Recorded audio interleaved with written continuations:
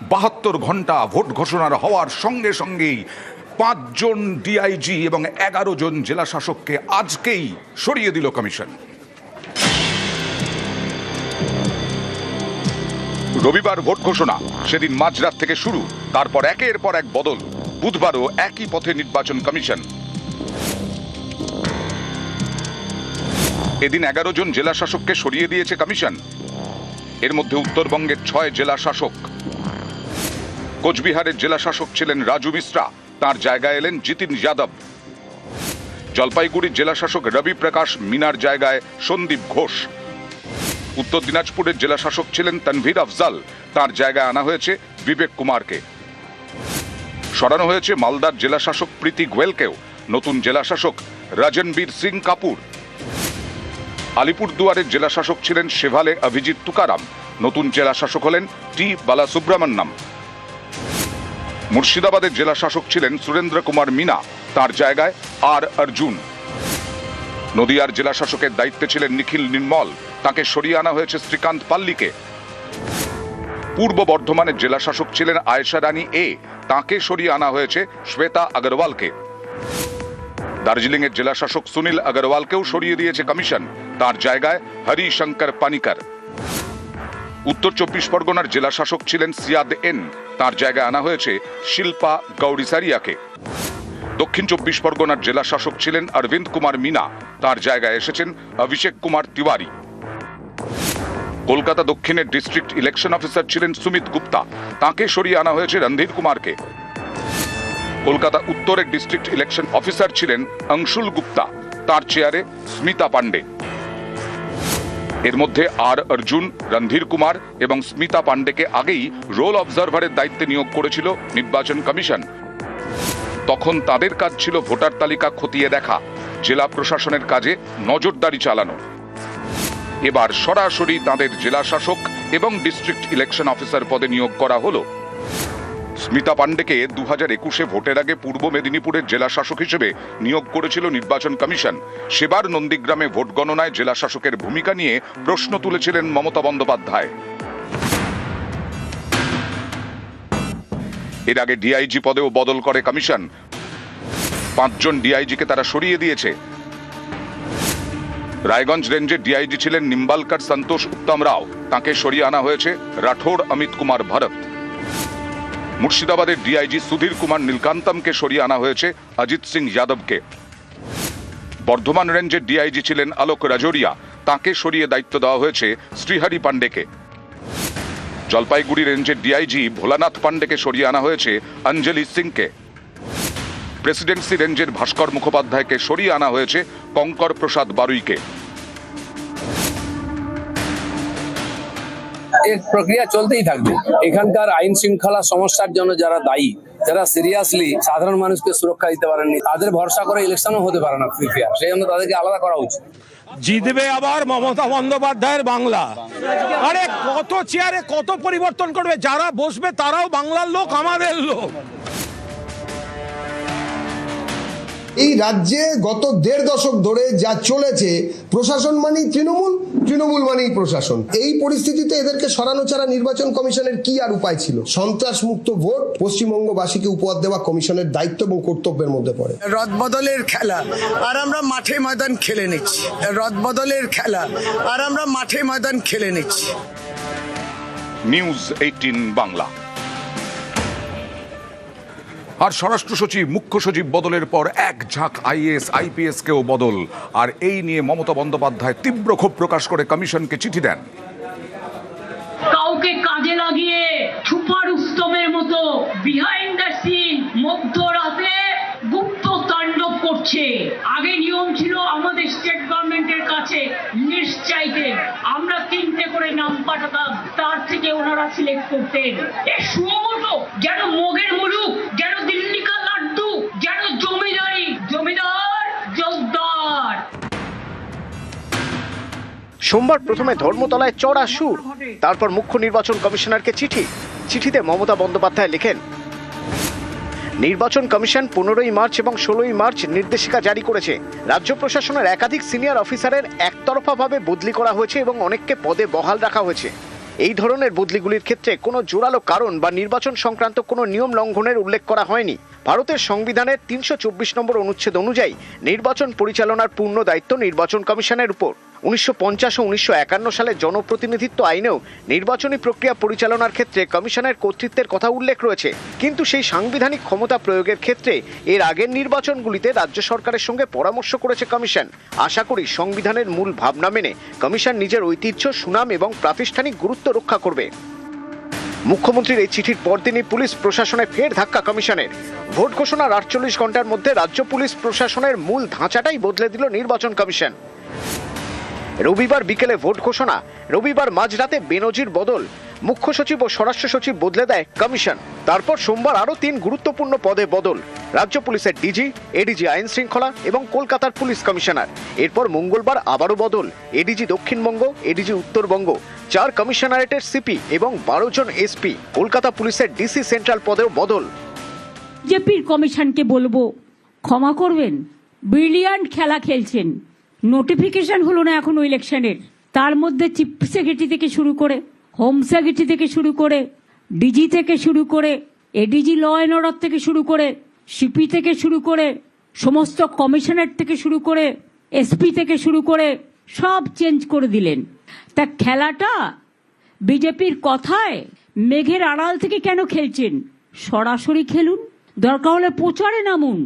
সব আইনই যখন ভঙ্গ করেছেন, সব বিধি যখন ভঙ্গ করছেন, তখন সরাসরি প্রচারে নেমে মঞ্চ করে মিটিংটাও করুন। এডিজি দক্ষিণবঙ্গ ছিলেন রাজীব মিশ্রা, তার জায়গায় এলেন রাজেশ কুমার সিং। এর আগে তাকে দুবার কম্পালসারি ওয়েটিংয়ে পাঠানো হয়েছিল, একবার বাম আমলে, আরেকবার তৃণমূল জমানায়। এডিজি উত্তরবঙ্গের চেয়ারে বসানো হলো কে জয়রামনকে। দুর্নীতির অভিযোগে এক জেলা শাসককে গ্রেপ্তার করেছিলেন, তাকে কম্পালসারি ওয়েটিংয়েও পাঠানো হয়েছিল। একই সঙ্গে 4 কমিশনারেটের সিপি বদল করা হয়েছে। বারাকপুরের পুলিশ কমিশনার ছিলেন প্রবীণ ত্রিপাঠী, এর আগে তিনি নানা গুরুত্বপূর্ণ পদে কাজ করেছেন। সেই প্রবীণ ত্রিপাঠীকে সরিয়ে নতুন পুলিশ কমিশনার অমিত কুমার সিং, যিনি 2009 ব্যাচের IPS officer. Howrah police commissioner ছিলেন আকাশ মাগারিয়া, এর আগেও তাকে ভোটের আগে সরানো হয়েছিল। এবার আকাশ মাগারিয়াকে সরিয়ে আনা হয়েছে 2005 সালের আইপিএস অখিলেশ কুমার চতুর্বেদীকে। বদল করা হয়েছে চন্দননগরের পুলিশ কমিশনার কোটেশ্বর রাওকে, তার জায়গায় নতুন পুলিশ কমিশনার সুনীল কুমার যাদব, 2009 ব্যাচের আইপিএস অফিসার। আসানসোল দুর্গাপুরের পুলিশ কমিশনার ছিলেন সুনীল কুমার চৌধুরী, তার জায়গায় নতুন পুলিশ কমিশনার প্রণব কুমার, তিনি 2003 ব্যাচের আইপিএস অফিসার।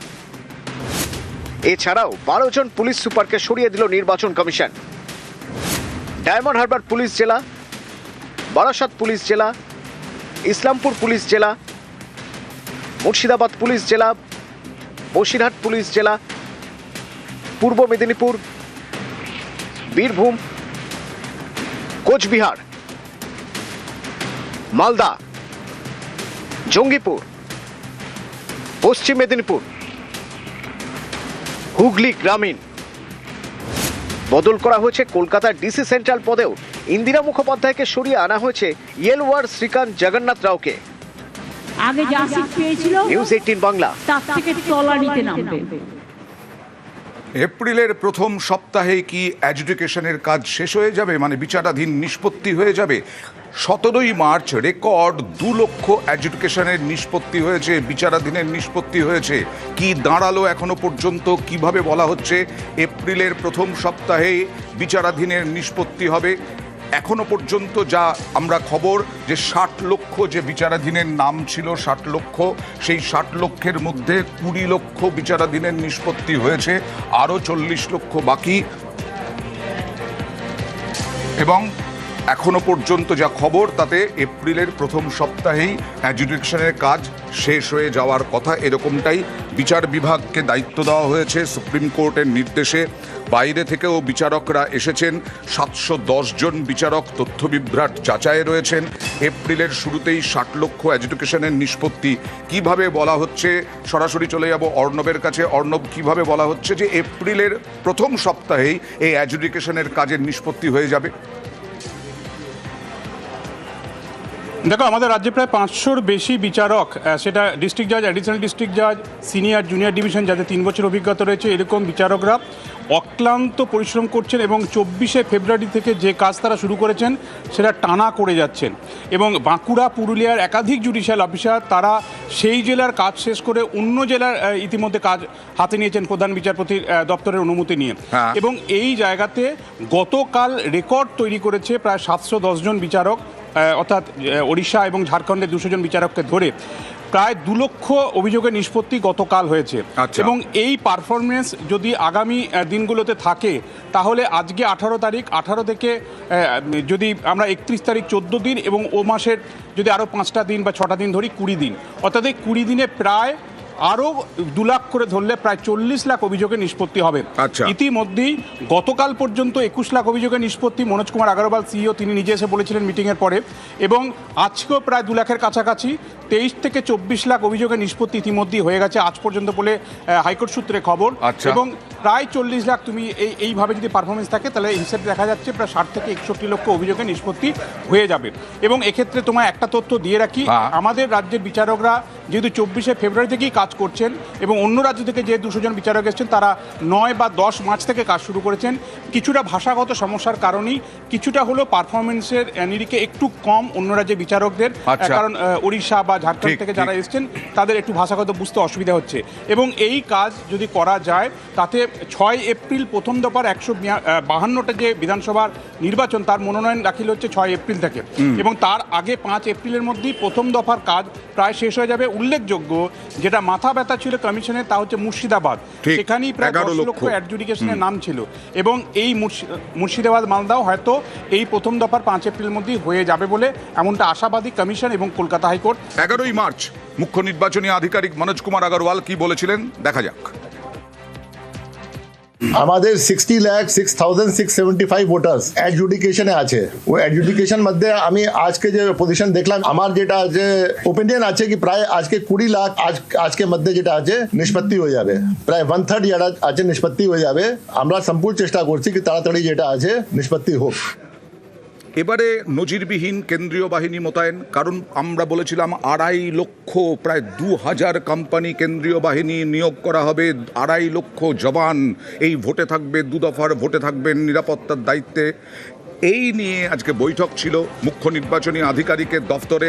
বৈঠকে কারা কারা ছিলেন এবং এই বৈঠকে কোন কোন বিষয়ে জোর দেওয়া হলো কি জানা যাচ্ছে, সোমরাজের সঙ্গে কথা বলবো। সোমরাজ, দেখো, এবারের বাংলার ভোটে ন্যূনতম 2000 কোম্পানি কেন্দ্রীয় বাহিনী মোতায়েন হতে চলেছে এবং সেই বাহিনীর পরিমাণ 2000 কোম্পানির থেকেও বেশি হবে বলেও ইতিমধ্যে রাজ্যের মুখ্য নির্বাচনী আধিকারিক জানিয়েছেন। কিন্তু এই বাহিনী কিভাবে মোতায়েন করা হবে, যেহেতু রাজ্যের 2 দফায় ভোট রয়েছে, এই 2 দফায় ভোটে বিভিন্ন জেলায় জেলায় কত পরিমাণ বাহিনী মোতায়েন করা হবে ইতিমধ্যেই যদিও রাজ্যে 480 কোম্পানি বাহিনী মোতায়েন করা চূড়ান্ত করেছে নির্বাচন কমিশন, কিন্তু তার বাইরেও যে আরো অতিরিক্ত বাহিনী আসবে সেই বাহিনী কিভাবে মোতায়েন করা হবে, কোন জেলার কোন স্পর্শকাতর অঞ্চলে কত পরিমাণ মোতায়েন করা হবে তা নিয়েই মূলত আজকের বৈঠকে আলোচনা হয়েছে বলে কমিশন সূত্রে খবর। এবং স্পর্শকাতর অঞ্চলগুলির জন্য বিশেষ করে পরিকল্পনা করছে নির্বাচন কমিশন, তা নিয়েও আজ বিস্তারিত আলোচনা হয়েছে এবং আজকের পর ফের আরো একটি আলোচনা হবে, তারপরেই চূড়ান্তভাবে সিদ্ধান্ত হয়ে যাবে যে এই যে মোট যে বাহিনী যেটা 2 দফাতেই থাকবে, অর্থাৎ প্রথম দফাতেও 2000 কোম্পানির বেশি বাহিনী থাকবে, দ্বিতীয় দফাতেও 2000 কোম্পানির বেশি বাহিনী থাকবে, কিন্তু এই বাহিনী কোন কোন জেলায় কত পরিমাণ মোতায়েন করা হবে তার চূড়ান্ত রূপরেখা ফের আরো একটি বৈঠক করে তা চূড়ান্ত হয়ে যাবে। কিন্তু আজকের বৈঠকে প্রাথমিকভাবে আলোচনা হয়েছে বলে কমিশন সূত্রে খবর। বেশ, আজকের মিটিংটা কি নিয়ে আলোচনা হলো? অনেক পয়েন্টগুলো ছিল, deployment, police deployment, patrolling, plus সামনে ফেস্টিভ্যাল আসছে, অনেক পয়েন্টগুলো অনেক যেসব মিটিং ছিল ওটা মিটিং হয়েছে। শাসক বিরোধী অনেক প্রার্থী প্রচারে নেমেছেন, কিন্তু রাজ্যের মানুষের অনেকেরই নজর হচ্ছে আবার স্বমহিমায় দিলীপ ঘোষের দিকে।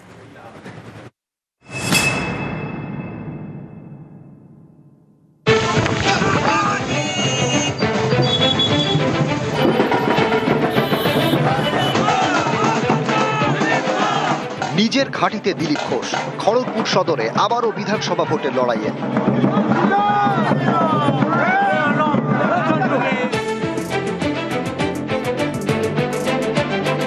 বুধবার থেকে কোমর বেঁধে প্রচারে দিলীপ ঘোষ খড়গপুরে চৌরঙ্গি মোড় থেকে শুরু করেন বাইক মিছিল।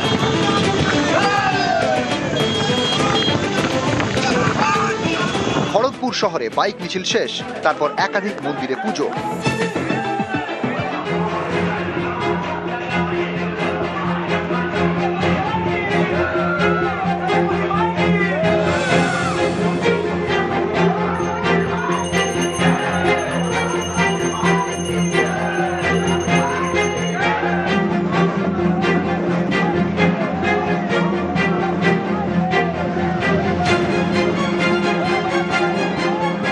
জায়গায় জায়গায় দিলীপ ঘোষকে শুভেচ্ছা জানান বিজেপি কর্মী সমর্থকরা।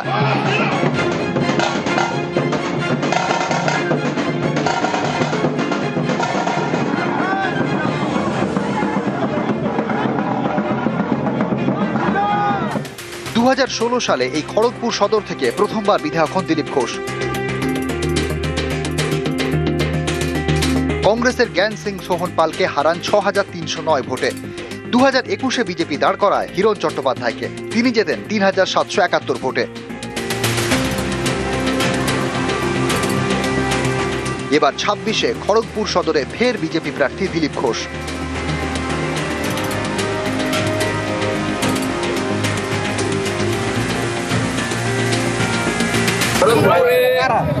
বিজেপি কর্মীদের উৎসাহই আলাদা। সাধারণ মানুষ এখানে বিজেপিকে নিজের পার্টি মনে করে। এবারে আমরা জিতবো বেশি মার্জিনে আর বেশি ভোট পাবো, এটা আমাদের টার্গেট। এদিন খড়গপুর সদরে প্রচার শুরু করেন তৃণমূল প্রার্থী প্রদীপ সরকারও। ময়দানে নেমে নিশানা করেন বিজেপি প্রার্থীকে। খড়গপুর শহরে বিজেপি সবসময় বহিরাগত প্রার্থী আনে এবং যেতে চলে যায়। সে দিলীপ ঘোষও বহিরাগত, আজকে হিরণকে 5 বছর ছিল বহিরাগত ছিল। আর খড়গপুর শহরের জন্য বিজেপি আজ পর্যন্ত কোনো কাজ করেনি এবং করতেও দেয়নি। কে বহিরাগত কে কি তো কথা বলে উনি হারলেন কেন? যদি এখানকারই হন, সারা ভারত থেকে লোক জুটিয়ে নিয়ে এসে ইলেকশন লড়ে যারা, তারা দিলীপ ঘোষকে বহিরাগত বলে আর লোক খড়গপুরের লোক মেনে নেবে? খড়গপুর থেকে শঙ্কর রায়, নিউজ 18 বাংলা। এবারে বিভিন্ন দলের প্রচার, যারা প্রার্থী তাদের প্রচার দেখাবো। প্রথমে বরানগরে সজল বনাম সায়ন্তিকা। সজল ঘোষ এর আগে বরানগর থেকেই প্রতিদ্বন্দ্বিতা করেছিলেন, সায়ন্তিকা বন্দ্যোপাধ্যায় জয়লাভ করেছিলেন এবং সজল ঘোষ অনেকটাই ব্যবধান কমিয়েছিলেন। সজল ঘোষ উপনির্বাচনে এখান থেকে প্রার্থী হয়েছিলেন, সায়ন্তিকা বন্দ্যোপাধ্যায় তৃণমূলের প্রার্থী হয়েছিলেন। আজকে ঘরে ঘরে প্রচার করলেন সজল ঘোষ, সঙ্গে সায়ন্তিকা বন্দ্যোপাধ্যায়ও প্রচার সারলেন। ভারতীয় জনতা পার্টির পক্ষ সবাই পেয়েছে সুযোগ, আপনি কি পেয়েছেন? আপনি তো জানেন আশেপাশের কি অবস্থা। একটা চান্স দিন, একটা বার দিন, ভালো লাগলে রাখবেন, ভালো না লাগলে কি হবে? আমি কাজ করেছি, সেই জন্য আমি উন্নয়নের কথা বলবো, ব্যক্তিগত আক্রমণ। যেটা ৮,০০০ ছিল সেটা এই বছরে ১.৫ বছর কাজ করার পরে সেটা ২৮,০০০ মিনিমাম।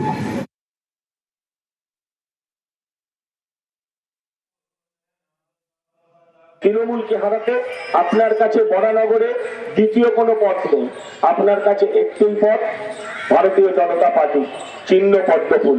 একটা সুযোগ দিন, ভালো লাগলে তারপর 5 বছর রাখবেন, 5 বছর পরে না হলে 5 বছর বাদে বিদায় করবেন। বিধাননগরে তৃণমূল প্রার্থী সুজিত বসু ভোট প্রচারে কর্মীদের সঙ্গে দেওয়াল লিখনও সারলেন সুজিত বসু। এলাকায় জনসংযোগে সুজিত বসু বর্তমানে দমকল মন্ত্রী, তিনি এবারেও প্রার্থী তৃণমূলের। বিধাননগর যে বিধানসভা, সেই বিধানসভা এলাকাতেই তার প্রচার। নির্বাচন তো 29 এপ্রিল চলবে, স্টেপ বাই স্টেপ কাজ আমাদের চলবে। দেওয়াল লেখা একটা পার্ট, তার মধ্যে এখানে আমাদের সিনিয়র লোক সুশীলদা দেওয়াল লিখছিল, তার সাথে আমি একটু হাত মেলালাম।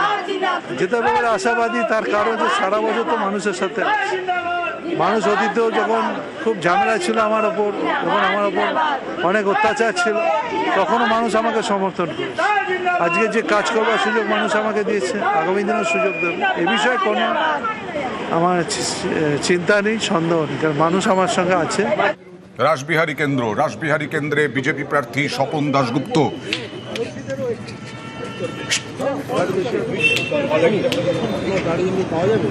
স্বপন গুপ্ত প্রচারে রাসবিহারী কেন্দ্রে বিজেপি প্রার্থী।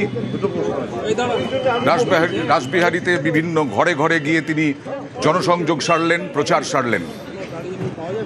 এই ইলেকশনটা শুধু একটা স্থানীয় এমএলএ কে নির্বাচিত করার জন্য ইলেকশন না, এটার আরো বড় গুরুত্ব আছে। কেন বাংলার এখন আমার মনে হয় বাঙালিদের একটা অস্তিত্বের লড়াই, আমরা এটা মনে করি। তাই এই কারণে মানুষকে আমাদের বোঝাতেই হবে, একদিন ছুটি করলে হবে না, তাড়াতাড়ি এসে ভোটটা দিয়ে তারপরে ছুটি করো। ভোট প্রচারে তৃণমূল প্রার্থী শশী পাঁজা, শ্যামপুকুরে তৃণমূল প্রার্থী ভোট প্রচার, আহিরিটোলায় জনসংযোগে শশী পাঁজা, জনসংযোগের সঙ্গেই দেওয়াল লিখন তৃণমূল প্রার্থীর। এই শশী পাঁজার বাড়িতেই কয়েকদিন আগে হামলা হয়। হামলার অভিযোগ ওঠে বিজেপি কর্মীদের বিরুদ্ধে। গিরিশ পার্ক তার বাড়ির সামনে একেবারে উত্তপ্ত হয়ে ওঠে পরিস্থিতি তৃণমূল বিজেপি সংঘর্ষে। শশী পাঁজা নারী ও শিশু কল্যাণ মন্ত্রী রাজ্যের, তিনি এবারেও তৃণমূল প্রার্থী এবং তৃণমূল প্রার্থী তিনি নিজে প্রচারে।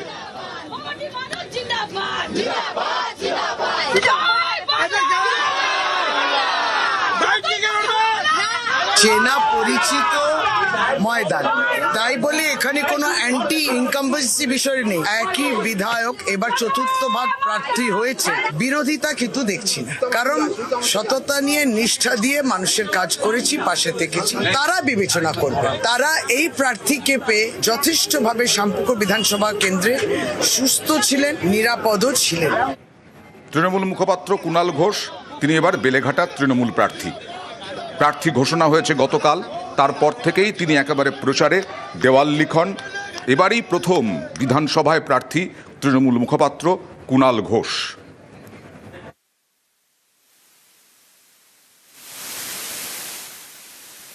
প্রচার দেওয়ালে দেওয়ালে, আর সেই দেওয়ালের রাজনীতিতেও হাওয়া গরম।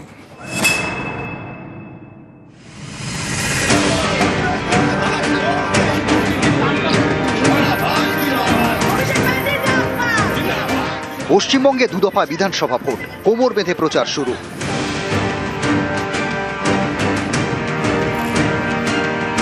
প্রচারে বড় অস্ত্র দেওয়াল লিখন, দেওয়ালে নানা ছড়া, কার্টুন, দেওয়ালে প্রার্থী পরিচিতি। সেই দেওয়াল দখলের অভিযোগ নানা জায়গায়, যেমন উত্তর 24 পরগনার দেগঙ্গা। এখানে তৃণমূলের দেওয়াল দখলের অভিযোগ বিজেপির বিরুদ্ধে। পদ্ম শিবিরের পাল্টা দাবি ওই দেওয়াল তাদেরই।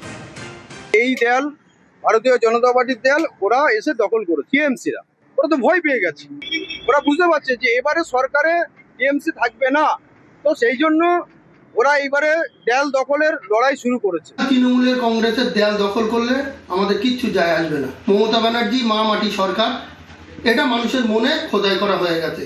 মানুষ জানে এই 2026-এ মমতা ব্যানার্জিকে ভোট দিতে হবে, এটা মানুষের মনে অন্তরে গেঁথে গেছে।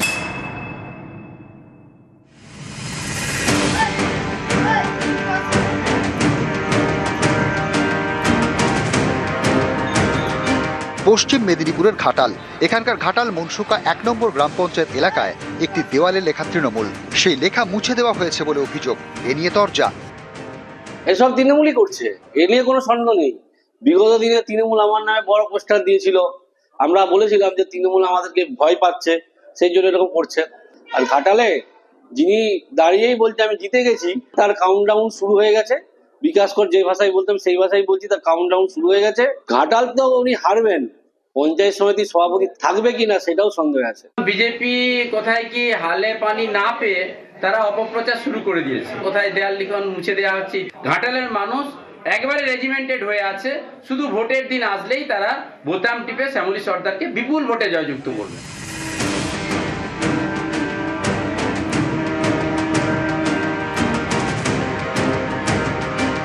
উত্তর 24 পরগনার ভাটপাড়া, এখানে সিপিআইএম এর দেওয়াল দখলের অভিযোগ তৃণমূলের বিরুদ্ধে। ঘাসফুল শিবির মানতে নারাজ। এ নিয়ে ভাটপাড়া থানায় অভিযোগ দায়ের করেছে সিপিআইএম। যেগুলো আমাদের দেয়াল ছিল সিপিআইএম এর, সেই দেয়ালগুলোকে আমরা চুন করে সিপিআইএম লিখে রেখেছি। তৃণমূলের একটা বাহিনী বেরিয়ে সমস্ত দেয়াল আমাদের সিপিআইএম লেখা মুছে দিয়ে টিএমসি লিখে দিচ্ছে। এটা আমরা নির্বাচন কমিশন বা প্রশাসনের দৃষ্টি আকর্ষণ করতে অনুরোধ করছি। না না, এরকম কোনো ব্যাপার না, ঠিক আছে। দেওয়াল প্রচুর আছে, এখনো দেওয়াল অনেকগুলো খালি রয়েছে, ঠিক আছে। আমরা কারোর দেওয়াল কেন নিতে যাব? যদি মুছেই দিতাম তাহলে এখানে সিপিএম এখনো লেখা রয়েছে, আর পাশে ওনাদের দেওয়ালটাও খালি রয়েছে।